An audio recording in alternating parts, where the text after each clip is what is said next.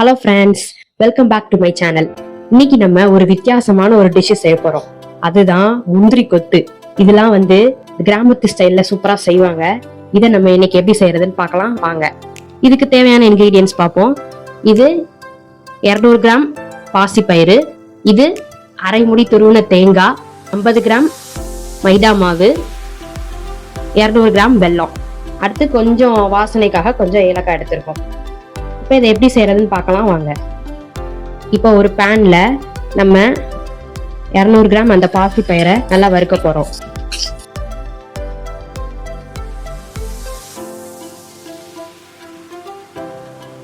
இப்ப பாருங்க, இப்ப பாசி பயிறு நல்லா ப்ரௌனிஷா வந்துருச்சு. இந்த மாதிரி வந்தனையும் இதை ஒரு மிக்ஸி ஜார்ல மாத்தி நல்லா அரைச்சு தூள் பண்ணி எடுத்து வச்சுக்கலாம்.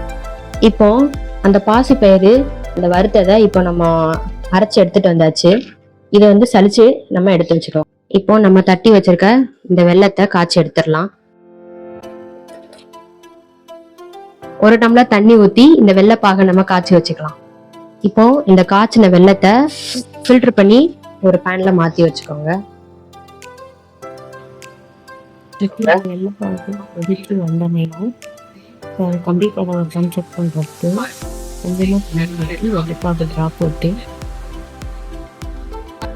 இந்த மாதிரி வந்துச்சோன்னு பாருங்க. தண்ணி எடுத்தா நமக்கு கையில் வெட்டாம வரும். இது கரெக்டான பதம். இப்போ ஒரு பேன்ல 2 டேபிள் ஸ்பூன் நெய் உருக்கிக்கோங்க. இப்போ நெய் சூடானனையும் நம்ம துருவி வச்ச தேங்காவை உள்ள தட்டி வறுத்துடலாம். இப்போ வாசனைக்காக கொஞ்சம் ஏலக்காய் தூள்.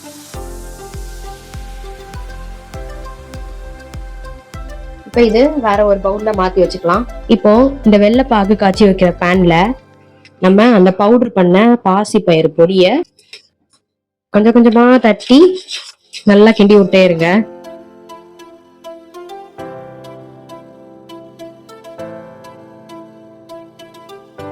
இந்த வறுத்து வச்ச தேங்காவை உள்ள தட்டிடலாம்.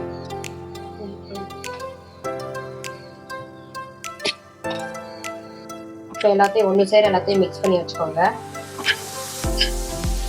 உங்களுக்கு லைட்டாக கட்டி விழும். அந்த கட்டி விழுந்தாலும் அது ஒன்றும் இல்லை.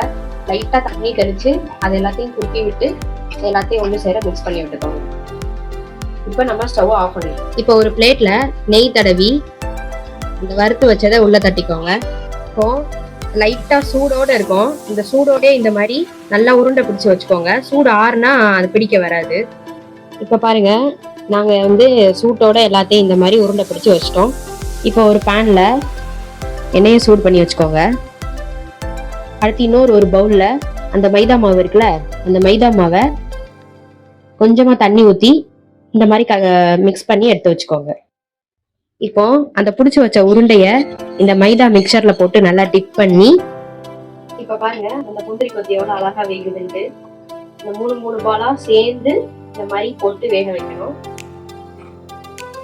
இப்ப பாருங்க முந்திரி கொத்தி எவ்வளவு அழகா வெந்து வந்திருக்குன்ட்டு. இப்ப இத ஒரு பவுல்ல மாத்திட்டு வீட்டுல உள்ளவங்களுக்கு எல்லாருக்கும் சர்வ் பண்ணுங்க. அல்டிமேட்டா இருக்கும். என்ஜாய் பண்ணுங்க. கிராமத்து ஸ்டைல்ல முந்திரி கொத்து ரெடி.